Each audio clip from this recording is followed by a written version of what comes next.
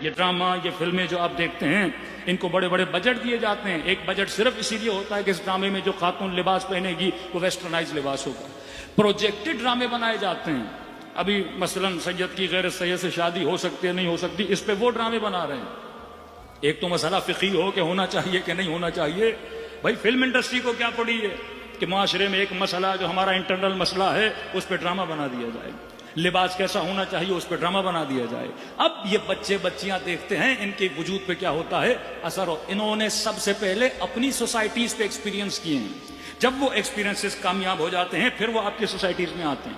یہ خطرہ جو امام حسین اس زمانے میں محسوس کر رہے تھے کہ اگر یزید اور نظام فسق اور نظام طاغوت کے مقابلے میں نہیں آؤ گے، اگر حاکم اور حکمران کی ذہنیت غلامانہ ذہنیت بن گئی، اگر وہ سرونٹ بن گئے.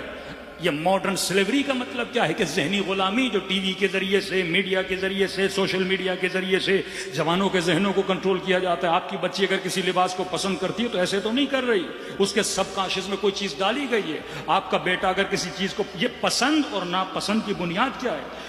پی ایچ ڈیز ہوتی ہیں مارکیٹنگ کے شعبے پر، مینجمنٹ کے شعبے پر، سوشل اسٹڈی پہ. ایسے تھنک ٹینک بنائے جاتے ہیں کہ مثلا سولجر بازار کے معاشرے میں یہ چیز لانی ہے تو ہم کیسے لائیں، پاکستان کے معاشرے میں چیز لانی ہے تو کیسے لائیں. یہ جو ٹیبوز ہیں معاشرے کے اندر، ان ٹیبوز کو توڑا کیسے جائے، ان کے لیے بجٹ منظور کیا. میں نے کل چھوٹی سی مثال دی تھی. ایلن مسک، ٹرمپ جب اپنے پریزیڈنشل الیکشن کو جیت جاتا ہے تو کچھ تعریفی کلمات ہیں اس کے ایلن مسک کے لیے، ابھی تو ان کے اختلافات ہو گئے ہیں. اس میں ذکر کرتا ہے $500 ملین. کل شاید میں نے بتایا $500 ملین ایلن مسک بجٹ دیتا ہے فار دا افریقن کنٹریز. وہ افریقن کنٹری جن کے لیے کھانے کے لیے نہیں، جن کے لیے لباس پہننے کے لیے نہیں، لیکن $500 ملین بجٹ منظور کرتا ہے اپنے جیب کے پیسوں سے تاکہ وہاں پہ LGBT کو کیا جائے، پروموٹ کیا جائے. یہ ٹرانسجینڈر اور مختلف مسائل، مطلب وہ چیز جو مغرب میں ہے اسی چیز کو افریقہ میں کیا جائے، منتقل کیا جائے. یہی انڈیا جن کے لوگوں نے ریزسٹنس دکھائی کہ بھائی ہم نہیں کرنے دیں گے، ان کی پارلیمنٹ نے قانون منظور کر دیا. اب ایسے ملک جو ان چیزوں کو، مطلب جو اپنی اقدار کو کھوتے جاتے ہیں.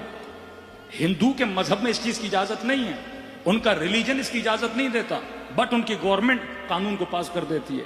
ایون وہاں کے جو UK کے لوگ ہیں، جرمنز کے لوگ ہیں، ریفرنڈم کروائے جاتے ہیں. پہلے لوگوں کی ذہن سازی کی جاتی ہے، پھر کہتے ہیں کہ ہم ریفرنڈم کروا رہے ہیں، پھر اکثریت ووٹ ڈال دیتی ہے، پھر اس قانون کو کیا جاتا ہے، منظور کیا جاتا ہے. پہلے معاشرے کو بے دین بناؤ. اب معاشرہ بے دین تو بن گیا، پر اپنی اقدار کو کیسے چھوڑے؟ پاکستانی خاتون اگر بے دین بھی بن جائے لیکن اس کی ثقافت، اس کا لباس، اس کا کلچر، وہ اس کو کیسے چھوڑے؟ اس کو